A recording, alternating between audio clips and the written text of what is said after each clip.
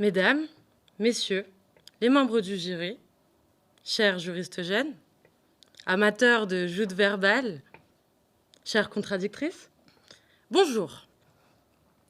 J'irai droit au but et vous épargnerai une présentation poussiéreuse et soporifique du sujet. Je ne suis pas d'accord avec le général de Gaulle, qui avait déclaré, comme vous l'avez entendu en 1965, « La France, comme la ménagère, veut le progrès, pas la pagaille ». Laissez-moi vous dire que c'est le fait de ne pas vouloir le progrès qui crée la pagaille. Et je me suis posé d'abord la question de savoir ce qu'était le progrès. Alors j'ai rapidement feuilleté mon Larousse en cherchant à la lettre P, progrès, où j'ai trouvé le fait d'avancer, le fait d'aller vers un degré supérieur, évolution régulière de l'humanité vers un but idéal. On nous dit que la France veut le progrès. Mais non, il est clair qu'elle ne le veut pas. Alors je sais, cela vous choque, mais laissez-moi vous en convaincre. Comment pourrions-nous vouloir le progrès dans un pays où finalement les mentalités n'ont que très peu évolué? Mais enfin, allumez votre télévision. Regardez, voilà maintenant bien trop longtemps que l'on nous berne avec les mêmes débats, les mêmes discours qui sont là, toujours en boucle. C'est cela le progrès? Je vise directement les médias. Ils sont là pour nous informer, et pourtant nous sommes intoxiqués.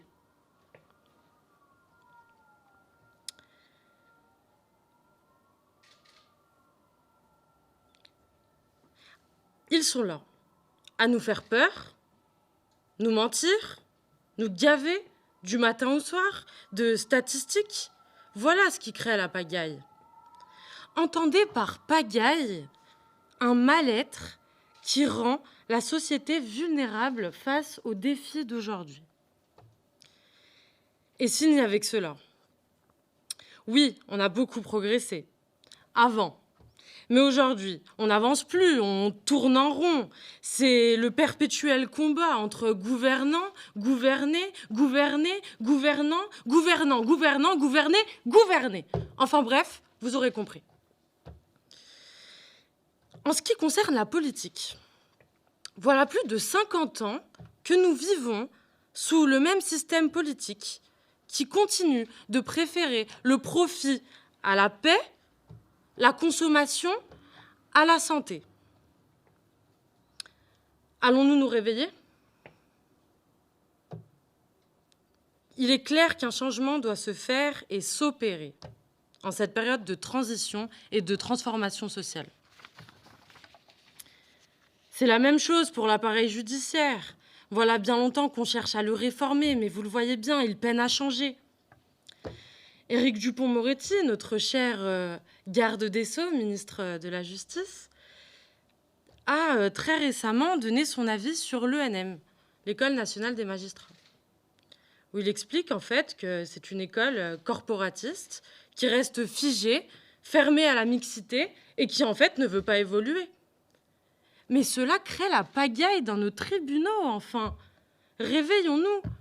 Les avocats sont incapables de communiquer avec les magistrats et les magistrats incapables de communiquer avec les avocats.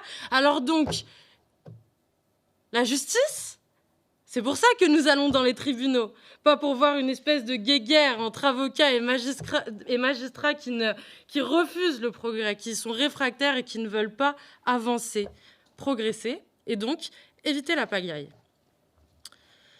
Vouloir le progrès, mesdames et messieurs,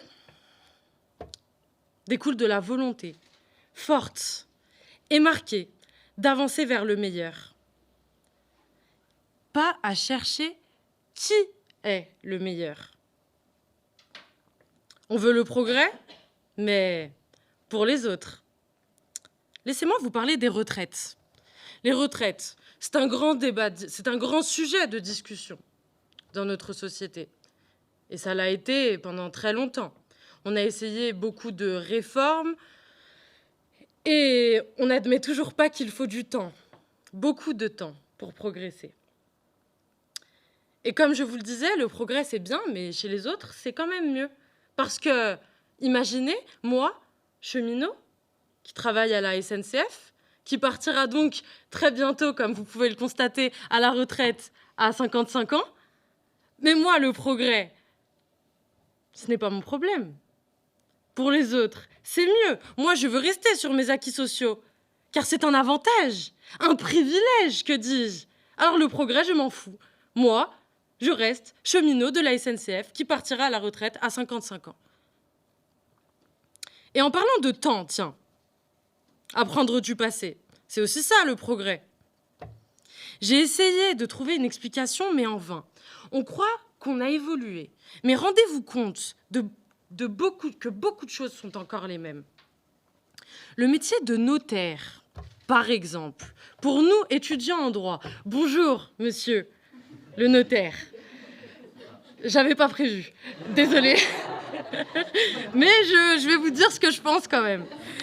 Alors, le métier de notaire, monsieur, qui est un métier, ne nous en cachons pas, j'aurais dû lire les étiquettes quand même, ne nous en cachons pas, corporatiste, qui se transmet donc de père en fils. Je crois qu'on compte aujourd'hui 8600 notaires pour une population de 60... Plus ?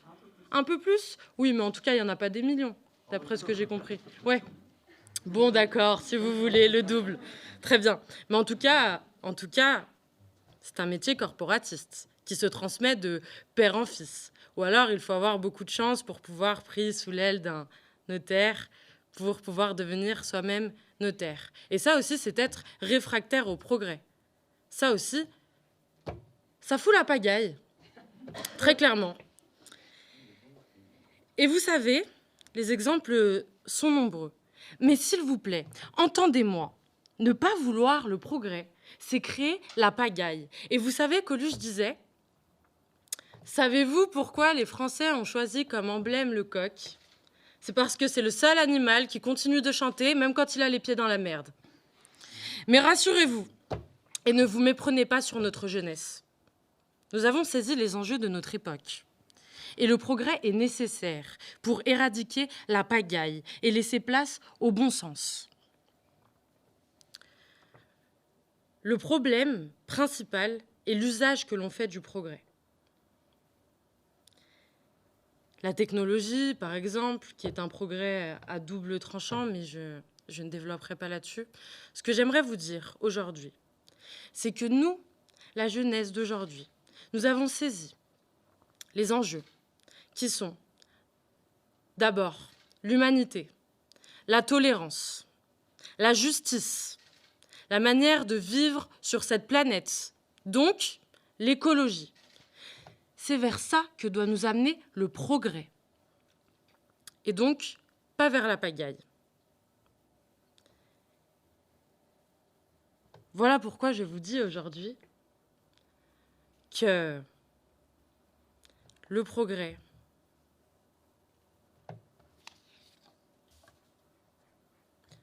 ne pas vouloir le progrès, c'est créer la pagaille. Et nous l'avons compris. Merci de m'avoir écouté.